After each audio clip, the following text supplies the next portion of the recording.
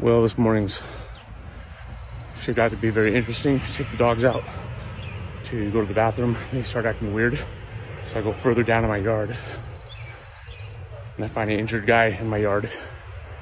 And his truck is completely totaled. Out of respect to him, I'm not gonna show him. I'm just waiting for ambulance, but he's bloodied up pretty bad. Whew.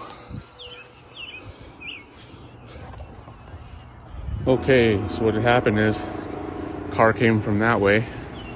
And you can see the tracks here where it came off the road. Hit this. Launched. And was airborne from the looks of it. Didn't hit that, so that's good. It's still airborne at this point. Went over this where my flagpole is.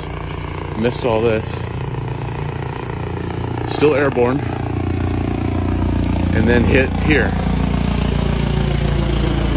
And ended up way over there. There's a helicopter here now.